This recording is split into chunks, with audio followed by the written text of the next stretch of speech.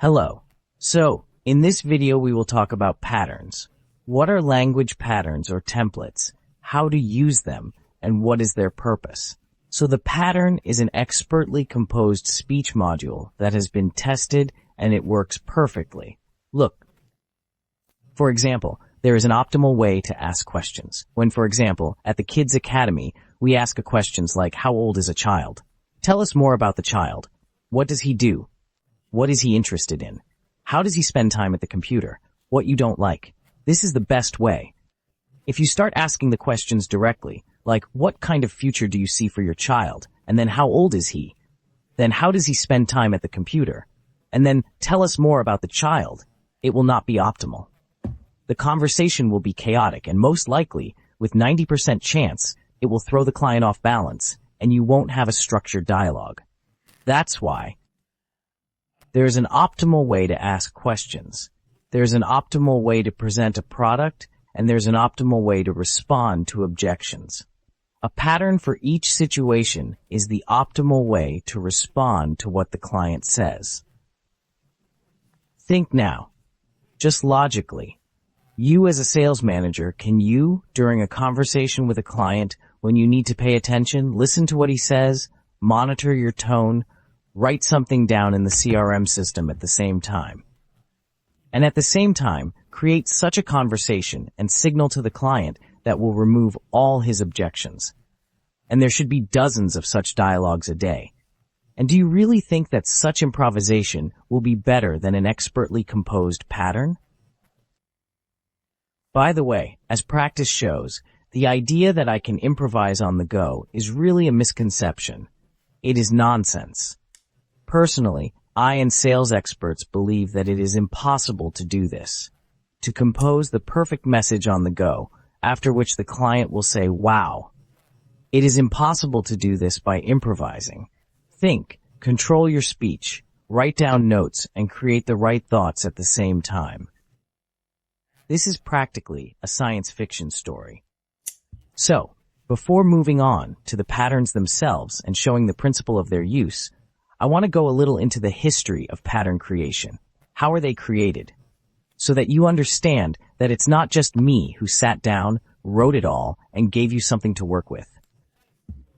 So, how are patterns created? At the beginning of the idea of creation, managers thought about hundreds of objections and how hard it is to create a pattern for each one of them. Okay, we had a simple meeting where I said, guys, I'm here. There is a notebook there. Tell me all the objections that you have from the clients.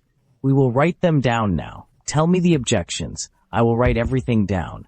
Either we deal with this here and now, or we will continue to suffer with these objections and lose leads. Okay, the managers started to talk. They say, we need to think. We'll call back. It's too expensive. I need to discuss it with my wife, child, son, etc. I'm too busy. I don't trust you. I can't make decisions so quickly, and so on. The managers continued to name objections after another until several sheets of this notebook were covered with some kind of notes. At the end, when the objections dried up, we stopped, compiled them together. And in general, there were around 10 of them. That's it. There weren't hundreds of them. Of course, there may be some unique ones, but a unique objection slips through once in 100 calls. Much better than 100 objections. In average, it's about 1%. They are insignificant. There is a theory that the main objections that clients use are essentially the same. They are all a smokescreen that hides what is keeping a potential customer from making a purchase. And this is a lack of confidence. That's it. The main task of the pattern is to work through the client's objection in such a way as to restore his confidence. But there is one trick. After analyzing the manager's dialogues, I realized that we never followed the pattern of responding to a specific objection and trying to sell again. I realized something pointless. Because the objection is a smokescreen, we work with it. And after working through the objection, we have no call to action. We make no attempt to sell. That's it. The answer to the objection itself, no matter how ideal it may be, stimulates the client to come up with something new, and we are not solving the problem. Therefore, the trick of the pattern is that we work through the client's objection and try to sell again, thus removing the opportunity for the client to throw objection after objection this time, and we work with a specific objection at the moment, and we give him a call to action. We do not let him come up with something else. And thus, after analyzing all these details, my plan emerged on its own to make speech modules that will not only work through the client's objections, but also every time there will be an attempt to sell. So how is a pattern created? How were all these patterns created? I collected all the objections that were given. Well, the 10 main ones, and came up with a script for each one of them.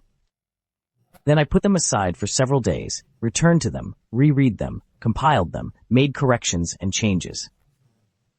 After that, I got on the line myself, worked through them with clients. I used a script, looked for those dialogues where I would have objections. I continued to use these patterns. If new objections appeared, I was writing them down for records. And then, after 3-5-7 editing sessions and corrections, I gave these patterns to focus group for testing. The outcome truly astounded me. If we consider the previous scenario, perhaps we should frame it differently. Initially, the ratio was 1-7. This means, out of 20 conversations in which objections surfaced, only one led to a sale. However, once the managers began to apply the new strategy, the ratio remarkably shifted to 7 against 1. What was the difference? The managers weren't improvising on the go. Managers used the right phrase with the right tone, removed the client's objections, and made a call to action, to buy, and it worked great. A simple example. Pattern, we need to discuss it with child. What does it look like? Look, patterns can be read. There's no need to memorize them. And it looks like this. When mom or dad say, I need to discuss it with child, what managers usually do? Okay, call us back. When should we call you? In 1-2 days. Okay, then comes some kind of call. We don't know how mom or dad explain the product to child. Usually it's something like, listen, I want to enlist you in some school or academy so you can study. The child is like, no, I don't want to study. This is the main fear of a child, right? What did I do? Created a pattern, avoiding the child's potential fears and situation where parents went wrong. When parents say, I need to consult with the child, there is a pattern. I got it, but what do you think about the idea? Do you like the idea of developing a child for a better future? Well, yes, Helen, I have an interesting proposal. And then keep quiet. The client will ask you, what proposal?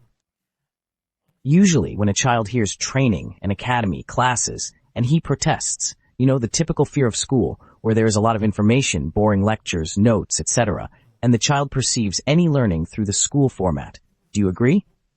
Yes? That's why I suggest doing it differently. Try and register your child for the trimester.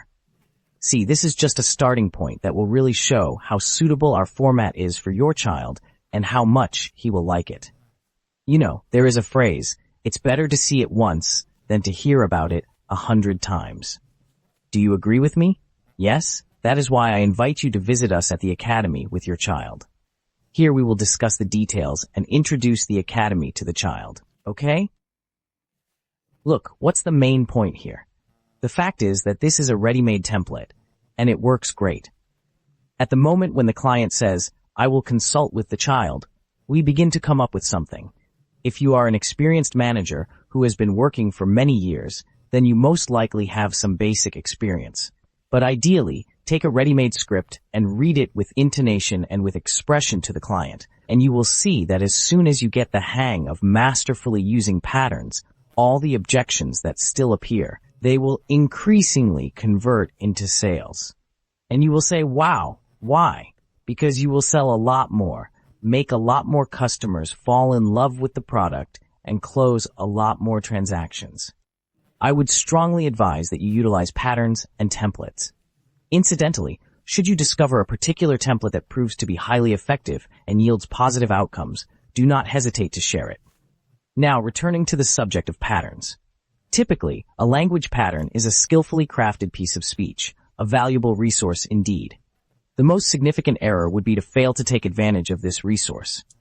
Furthermore, it's worth noting that successful sales in the modern era are largely predicated on the principle of employing such patterns.